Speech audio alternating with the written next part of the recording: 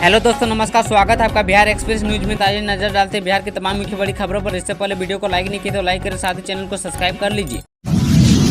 बिहार अयोध्या राम मंदिर को बम से उड़ाने की धमकी देने वाला गिरफ्तार खुद को दाऊद गैंग का बता रहा था आतंकी।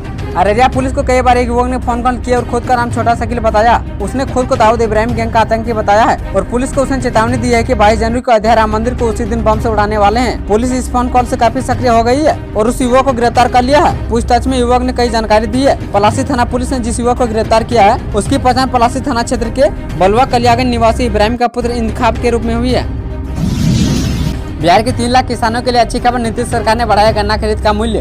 बिहार के गन्ना किसानों को राज्य सरकार ने बड़ी खुशखबरी दी है। गन्ना उद्योग विभाग मंत्री आलोक कुमार मेहता ने गन्ना पेराई 2023-24 के लिए किसानों के हित में गन्ना मूल्य बढ़ाने की घोषणा की है, जिसके तहत इस सत्र से किसानों को गन्ना खरीद पर 20 रुपए प्रति क्विंटल अधिक भुगतान किया जाएगा। शनिवार को विभाग की हुई बैठक के बाद मंत्री आलोक कुमार मेहता ने कहा कि यह दर इसी सत्र की शुरुआत से लागू होगी। गन्ना मूल्य बढ़ने से गन्ने का उत्पादन एवं उत्पादकता बढ़ेगी। इससे करीब 3 लाख गन्ना किसानों को फायदा होगा। पटना से अयोध्या तक चलेगी आस्था स्पेशल ट्रेन। आने जाने का टिकट एक साथ कर सकेंगे बुक। जानिए क्या है तैयारी। अयोध्या राम मंदिर में प्राण प्रतिष्ठा के बाद रामलला के दर्शन के लिए देश भर से आस्था स्पेशल ट्रेन चलाने के लिए पूर्व मध्य रेलवे की ओर से तैयारी शुरू होने जा रही है। दानापुर मंडल के पटना जंक्शन से डीडीयू होते हुए अयोध्या तक आस्था स्पेशल ट्रेन चलाने का प्रस्ताव बोर्ड को भेजा गया था। जल्दी ट्रेन चलाने की घोषणा भी रेलवे की ओर से कर दी जाएगी। बताया जा रहा है कि 30 जनवरी के बाद ये ट्रेन 1 या 2 दिन चलाने की उम्मीद है। वहीं दूसरी ओर कोलकाता से भी पटना होते हुए भी एक आस्था स्पेशल ट्रेन चलेगी। रेलवे से जुड़े जानकारों के अनुसार दरभंगा, मुजफ्फरपुर जैसे प्रमुख स्टेशन से भी एक आस्था स्पेशल ट्रेन को हरी झंडी मिली है। इसका भी प्रस्ताव भेजा जा चुका है। पुमेर जोन से कुल 5 से अधिक आस्था स्पेशल ट्रेन चलाने की उम्मीद है।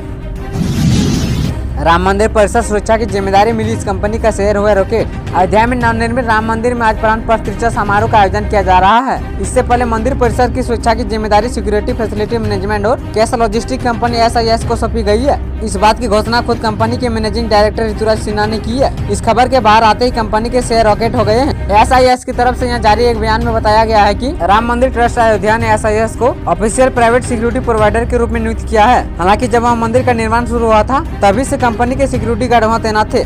मतलब कि वहाँ मई 2022 से कंपनी के जवान सुरक्षा व्यवस्था संभाले हुए थे, लेकिन इस बात की औपचारिक घोषणा अभी की गई है। नियोजित शिक्षकों के लिए big news. BPSC special training सक्षमता परीक्षा और सैलरी पर बड़ा अपडेट। बिहार लोक सेवा आयोग से दूसरे फेज में नियुक्त शिक्षकों को बिहार के 81 अलग अलग परीक्षण केंद्रों पर ट्रेनिंग दी जा रही है। अब तक दूसरे फेज में पास कर चुके और ज्वाइनिंग लेने वाले 36,000 शिक्षकों की ट्रेनिंग का काम पूरा हो चुका है। बाकी बच्चे दूसरे फेज के 38,000 शिक्षकों की ट्रेनिंग 1 महीने में पूरी हो जाएगी। इसी बीच एक स्थानीय अखबार के मुताबिक राज्य शिक्षा शोध एवं परीक्षण परिषद के डायरेक्टर सज्जन आर ने जानकारी दी है कि नई शिक्षकों को पूरी तरह आवाज से ट्रेनिंग दी जा रही है। ये ट्रेनिंग SCERT विभाग सहित अन्य केंद्रों पर दिया जा रहा है। ट्रेनिंग में छात्र छात्राओं को पढ़ाने के तरीके और स्कूल संचालन, बच्चों से कैसे बात करनी है जैसी अहम टेक्निक की जानकारी दी जा रही है। बीपीएससी में दूसरे फेज में पास हुए टीचरों की ट्रेनिंग 1 महीने में खत्म हो जाएगी। इसके बाद बीपीएससी से नियोजित शिक्षकों को ट्रेनिंग देने का सोचा है। इसके लिए बात भी चल रही है, बस विभाग के आदेश का इंतजार है। इसके मिलते ही निजी शिक्षकों के परीक्षण को लेकर काम शुरू कर दिया जाएगा। हालांकि फिलहाल राज्यकर्मी का दर्जा लेने के लिए नियोजित शिक्षक साक्षरता परीक्षा की तैयारी कर रहे हैं। कितने पढ़े लिखे हैं बिहार के नए शिक्षा मंत्री, जानिए आलोक मेहता की क्वालिफिकेशन। बिहार सरकार ने हमेशा विवाद में रहने वाले अपने शिक्षा मंत्री चंद्रशेखर को उनके पद से हटा दिया है। उनकी जगह अब आलोक कुमार मेहता बिहार के नए शिक्षा मंत्री होंगे। आलोक मेहता ने तत्काल प्रभाव से अपना पद ग्रहण कर लिया है। बता दें कि आलोक मेहता इससे पहले राजस्व एवं भूमि सुधार मंत्री थे। वहीं चंद्रशेखर को अब गन्ना विभाग का मंत्रालय दिया गया है, जबकि राजस्व एवं भूमि सुधार विभाग का अतिरिक्त प्रभार लोक स्वास्थ्य अभियंत्रण मंत्री ललित यादव को दिया गया है। तो चलिए आज हम आप लोगों को बताएंगे बिहार के नए शिक्षा मंत्री आलोक कुमार मेहता कितने पढ़े लिखे हैं। आलोक कुमार मेहता वर्तमान में समस्तीपुर के उजियारपुर से विधायक हैं। उन्होंने 7 देशों का दौरा भी किया है। Alok Kumar Mehta industrial production and production engineer में बैचलर ऑफ इंजीनियरिंग किए हुए हैं। उन्होंने अमेरिकी राष्ट्रपति के चुनाव में अंतर्राष्ट्रीय पर्यवेक्षक के रूप में 2009 में 6 दिनों का दौरा किया था। पटना विश्वविद्यालय की वेबसाइट एक बांग्लादेश का झंडा लगाकर लिखा यह मैसेज। पटना विश्वविद्यालय की वेबसाइट शनिवार की शाम अचानक हैक कर ली गई है। हैकर्स ने वेबसाइट के मुख्य पेज पर बांग्लादेश का झंडा लगा दिया है। हैकर्स ने अपने मैसेज में लिखा है कि हम आपको परेशान करना चाहते हैं, हमारी ओर से किए गए साइबर अटैक का आनंद लीजिए। बता दें कि अयोध्या में राम मंदिर को लेकर हैकर्स द्वारा सरकारी वेबसाइट को हैक किए जाने का खुफिया अलर्ट भी शनिवार को जारी हुआ है। पटना समेत दक्षिण बिहार में शीतलहर का ऑरेंज अलर्ट जारी। कश्मीर और शिमला से भी ठंडा रह गया। बिहार कई इलाकों में भीषण ठंड से जनजीवन प्रभावित है। इस बीच मौसम विभाग ने राजधानी पटना समेत दक्षिण बिहार के अधिकतर जिलों में शीतलहर का ऑरेंज अलर्ट जारी किया है। रविवार को प्रदेश के अधिकतर शहरों में घना कोहरा का येलो अलर्ट है। पछुआ हवा चलने के कारण लोगों को कनकनी का एहसास हो रहा है। गया में भीषण शीतलहर की स्थिति बनी हुई है। इसकी आधिकारिक घोषणा रविवार को हो सकती है। 4 डिग्री सेल्सियस न्यूनतम तापमान के साथ शनिवार को गया बिहार में सबसे ठंडा रहा। सीएम नीतीश की पार्टी को बड़ा झटका, जेडीयू के इस नेता ने थामा बीजेपी का दामन। बिहार की राजनीति में इन दिनों जेडीयू की खूब चर्चा हो रही है। वहीं जेडीयू के पूर्व अध्यक्ष सचिव आज बीजेपी में शामिल हो गए हैं। इन दिनों बिहार की राजनीति गलियारे में यह चर्चा तेज हो गई है कि नीतीश कुमार की पार्टी बीजेपी में शामिल हो सकती है, लेकिन उससे पहले जेडीयू के नेता पार्टी छोड़ रहे हैं। कई एमएलसी और बड़े पद पर प्रदेश अधिकारी जेडीयू को छोड़कर बीजेपी में शामिल हुए हैं। जेडीयू के पूर्व प्रदेश सचिव रहे और दलित समाज के नेता पंकज कुमार ने आज बीजेपी का दामन थाम लिया है। पंकज कुमार को बीजेपी के प्रदेश अध्यक्ष सम्राट चौधरी ने सदस्यता ग्रहण करवाया। बीजेपी प्रदेश कार्यालय में आयोजित मिलन समारोह को संबोधित करते हुए पंकज कुमार ने कहा कि बीजेपी अपने कार्यकर्ताओं का सम्मान करती है, यह चीज किसी और पार्टी में नहीं देखने को मिलती है। पंकज कुमार ने कहा कि पार्टी जो भी जिम्मेदारी देगी उस पर वे पूरे लगन से काम करेंगे। बिहार में इस तारीख तक जारी रहेगा शीतलहर का कहर, मौसम विभाग का अलर्ट जारी। सर्द पछुआ हवा के बहने से पूरे बिहार में सर्दी बनी हुई है। राजधानी पटना में हल्की धूप निकलने से लोगों को राहत जरूर मिली है, लेकिन नगर में मध्यम स्तर का कुहासा के साथ सुबह और शाम के समय ठिठुरन कम नहीं हुई है। मौसम विज्ञान केंद्र पटना से मिली जानकारी के अनुसार पटना समेत पूरे बिहार में फिलहाल कनकनी से राहत नहीं मिलेगी। हालांकि 3 दिनों के बाद मौसम में सुधार होने की संभावना है। बिहार के कुछ जिलों को छोड़कर लगभग सभी में दिन के समय तापमान में 3 डिग्री तक बढ़ोतरी दर्ज की गई है।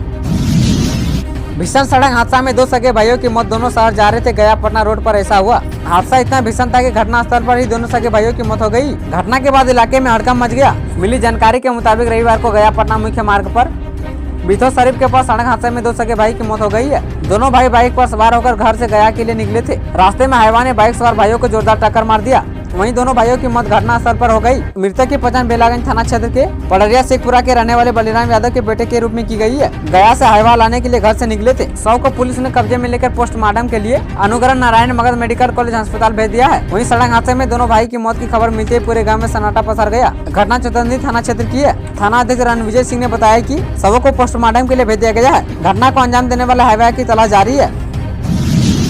रामलला प्राण प्रतिष्ठा से पहले सीएम नीतीश ने दी राम जानकी मेडिकल कॉलेज की सौगात।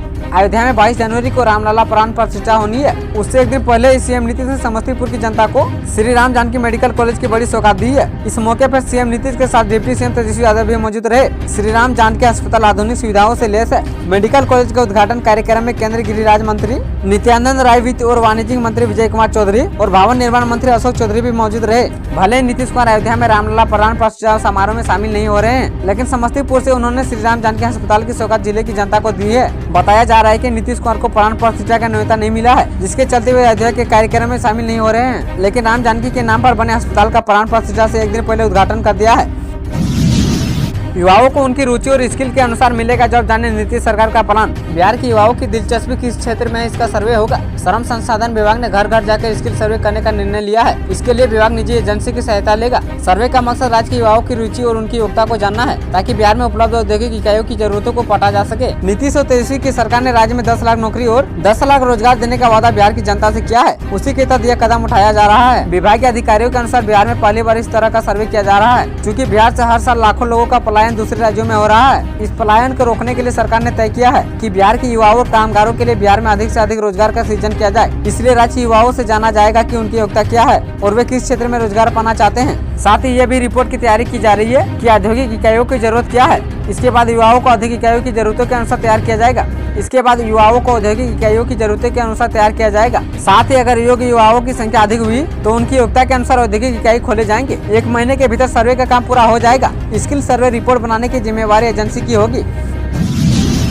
पत्नी की सहेली को लेकर भाग रहा था प्रेमी गिरफ्तार। अपनी पत्नी की सहेली को लेकर भाग रहे आशिक को पुलिस ने मोतिहारी छतौनी बस स्टैंड से गिरफ्तार कर लिया है। गिरफ्तार युवक हरसिद्धि थाना क्षेत्र के मटलो हजार गांव का मुकेश यादव बताया जा रहा है। वहीं गोविंदगंज थाना क्षेत्र के एक गांव की लड़की अपने ही गांव की एक सहेली के यहाँ वर्षों से आती जाती थी। इसी दौरान सहेली के पति ने उस लड़की को अपने प्रेम जाल में बला फुसलाकर फंसाया और 12 दिसंबर को लेकर फरार हो गया। काफी खोजबीन के बाद युवती की मां ने शुक्रवार को थाना क्षेत्र में प्राथमिकी दर्ज कराई है। घटना के बाद आरोपी ने उस लड़की को ढाका में अपने संबंधी के यहाँ रखा था। साथ ही प्रेमी अपनी प्रेमिका को लेकर हैदराबाद भागने के फिराक में था। वहीं छतौनी बस स्टैंड में गाड़ी पकड़ने जा रहा था। पुलिस ने टावर लोकेशन के आधार पर छतौनी बस स्टैंड के पास से उसे गिरफ्तार कर लिया। प्रैक्टिकल परीक्षा में छात्र छात्राओं से रुपए लेने का वीडियो वायरल, हेडमास्टर निलंबित। बिहार में गया जिले के डुमरिया प्रखंड के भंगिया पंचायत स्थित उत्क्रमित उच्च मध्य विद्यालय में छात्र छात्राएं इंटरमीडिएट प्रायोगिक परीक्षा दे रहे हैं। इस दौरान बच्चों से 500 रुपए लेकर हेडमास्टर मनीष कुमार द्वारा नंबर बढ़ाए जाने का कथित वीडियो इंटरनेट पर प्रसारित हुआ है। हालांकि डीओ राजदेव राम ने वीडियो की जांच डीपीओ से कराने के बाद हेडमास्टर मनीष कुमार को निलंबित कर दिया है। आरोप है कि रुपए देने से मना करने पर हेडमास्टर ने फेल करने की धमकी दी थी। इस पर छात्र छात्राओं ने हंगामा कर दिया। छात्रों ने कहा कि हेडमास्टर ने 500 रुपए लिए हैं।